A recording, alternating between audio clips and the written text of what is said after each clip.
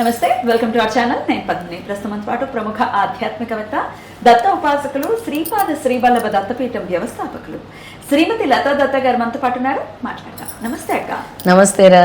ఏంటో అక్క, ఏకాదశుల గురించి చెప్పేసుకుంటూనే ఉన్నావు, వచ్చేస్తున్నా వెళ్ళిపోతూనే ఉన్నాయి, అయిపోతూనే ఉన్నాయి, పరిగెట్టేస్తుందంట అక్క రోజులు. ఇప్పుడు ఇలా అనుకుంటూనే ఉన్నాము, మళ్ళీ ఏకాదశి వచ్చేసింది. మళ్ళీ ఏకాదశి వచ్చేసింది. మొన్నే మాట్లాడుకున్నాం మళ్ళీ ఏకాదశి వచ్చేసింది. జ్యేష్ఠ శుక్లపక్ష ఏకాదశి, నిర్జల ఏకాదశి, మనందరికీ తెలిసినటువంటి ఏకాదశి. మరి నిర్జల ఏకాదశి వైశిష్ట్యం ఒక్కసారి మీ ద్వారా, అలాగే ఎలా వినియోగించుకోవాలి ఆ రోజుని ఒక్కసారి చెప్పండి అక్క. తప్పకుండా పద్మిని. ఈసారి నిర్జల ఏకాదశి గురువారంతో వచ్చింది. గురు ఏకాదశి అని కూడా అంటారు. గురువు అంటే, గురువుతో కలిసిన ఏకాదశి అంటే దాన్ని ఇంకా రెట్టింపు పవర్ అని చెప్పొచ్చు. గురు ధ్యానము, అలాగే విష్ణుమూర్తే కదా, ఆయన్ని కూడా గురువుగానే మనం పరిగణిస్తాం. కృష్ణం వందే జగద్గురు అనుకుంటాం కాబట్టి ఆయన జగద్గురువు కాబట్టి చాలా విశేషమైన రోజు అని చెప్పొచ్చు. ముఖ్యంగా పాండవుల్లో రెండో వాడైనటువంటి భీముడు, అందుకే ఆయనకు సంబంధించిన రోజు కూడా, అందుకే భీమసేన ఏకాదశి అని పేరు ఎలా వచ్చిందో చెప్తాను. అయితే అందరు ఉపవాసం ఉండేవారట, భీముడికి మాత్రం చాలా ఆకలేసేది. ఆయన ఆకారమే భారీ కదా, ఆయన మాత్రం ఉపవాసం ఉండేవారు కాదు. వేదవ్యాసుడు చూసి, భీమ నువ్వు ఏ ఏకాదశికి ఉపవాసం ఉన్నా లేకపోయినా ఈ ఒక్క ఏకాదశి రోజు నువ్వు ఉపవాస దీక్ష చేయటం వల్ల సంవత్సరంలో వచ్చే 24 ఏకాదశిలు చేసిన ఉపవాస వ్రత దీక్ష నీకు ఫలిస్తుంది అని చెప్పారు. అంత అద్భుతమైనటువంటి రోజు, అంతటి పవర్ జ్యేష్ఠ మాసంలో వచ్చేటటువంటి ఈ నిర్జల ఏకాదశికి అంతటి శక్తి అని ఉందన్నమాట. అందుకే అంటారు, మీరు 24 ఏకాదశిలు ఉపవాసం ఆచరించకపోయినా ఈ ఒక్క ఏకాదశి రోజు ఉపవాసం ఆచరించడం వల్ల ఆ 24 ఏకాదశిలు మీరు ఉపవాసం ఉన్న ఫలితము భగవంతుడు మీకు ఇస్తున్నారు. అద్భుతం. మరి అలాంటి ఫలితాన్ని ఎవరైనా వదులుకుంటారో? ఎవరు వదులుకోరు. అలాగే గాయత్రి మాతని పూజించడం కోసం కూడా గాయత్రి మాత జయంతిగా కొన్ని చోట్ల పరిగణిస్తారు. కొంతమంది శ్రావణ పౌర్ణమిలో గాయత్రి మాత జయంతి అంటారు, కొంతమంది నిర్జల ఏకాదశి రోజు గాయత్రి మాత జయంతి అని చాలా వైభోగంగా గాయత్రి మాత పూజలు చేస్తారు.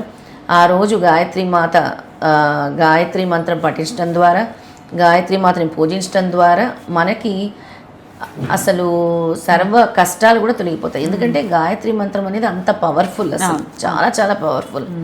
మనకి భూలోకంలో ప్రణవ మంత్రం ఓంకారం ఎలాగో, తర్వాత వచ్చేది గాయత్రియే.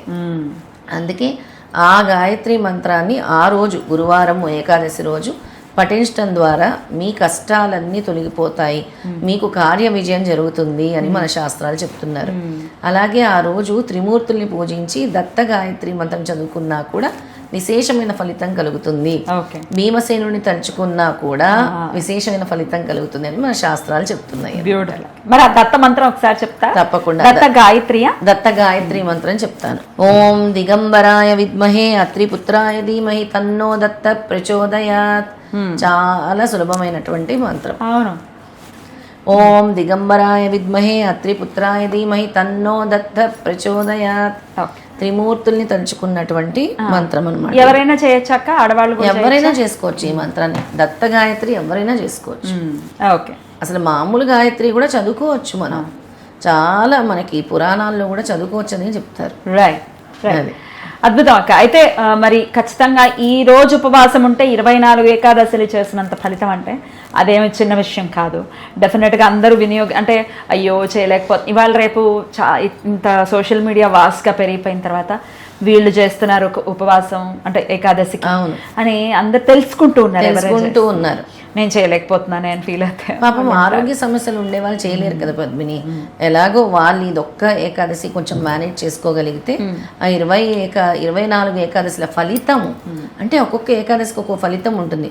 అంతటి ఫలితాన్ని ఇక్కడే మనకి స్వామి ఇచ్చేస్తున్నారు. ఎన్ని ప్రత్యామ్నాయాలు ఉన్నాయో శాస్త్రం, చాలా చాలా ప్రత్యామ్నాయాలు ఉన్నాయి. అయితే మన పేర్లో ఉన్నట్టుగానే నిర్జల ఏకాదశి. అవును. అంటే నీళ్లు తీసుకోకుండా ఉండాలా? నిర్జల ఏకాదశి అంటే చాలా మంది జలం తీసుకోరు, అంటే జలం కూడా స్వీకరించకుండా కఠినమైన ఉపవాసం చేస్తారు. కానీ తీసుకుంటాము, జలం తీసుకుంటాం. ఇప్పుడు చాలా మంది మజ్జిగనో లేదో నీళ్ళనో లేదో పాలనో ఫ్రూట్ జ్యూస్లనో తీసుకుంటారు. మజ్జిగ అయితే అసలు ఉపవాసాలు అప్పుడు పనికిరాదు అంటే పనికిరాదు. కానీ ఈ అనారోగ్య సమస్యలు ఉండే వాళ్ళంతా కూడా ఈ జలం లేకుండా ఉండలేకపోతున్నారు. కాబట్టి నిర్జల ఏకాదశి అంటే జలం కూడా స్వీకరించకుండా చేసే ఉపవాసము అని దాని యొక్క అర్థం అన్నమాట. రైట్. సో ఖచ్చితంగా ఒకవేళ మీకు ఓపిక ఉంది నిర్జల ఏకాదశిగా చేయొచ్చు. ఇలా లేనప్పుడు ఏం చేయాలి? సూర్యాస్తమయం వరకు ఉంటే సరిపోతుంది. ఒకవేళ మీరు మర్నాడు వరకు పారణ సమయం వరకు ఉండలేను అని అంటే అది కూడా ఫలితమే మీకు. ఇప్పుడు అనారోగ్య సమస్యలు ఉన్నాయి, నేను ఉదయం నుంచి సూర్యాస్తమయం వరకు ఉన్నా కూడా ఆ ఫలితం కూడా ఉంటుంది ఖచ్చితంగా. ఇప్పుడు నేను పాలిచ్చే తల్లిని, నేను మొత్తం రోజంతా ఉండను. అవును. నేను కూడా సూర్యాస్తమయం అయిన తర్వాత పూజ చేసుకుని ఆ తర్వాత ఎంతో కొంత అల్పాహారం కొంచెం తీసుకోవడం, చాలా అల్పాహారం తీసుకుంటే దాని యొక్క ఫలితం ఉంటుంది.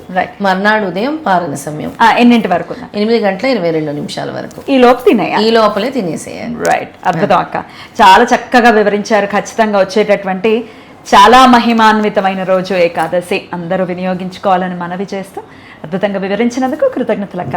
నమస్తే. జై గురుదత్త. శ్రీ గురుదత్త.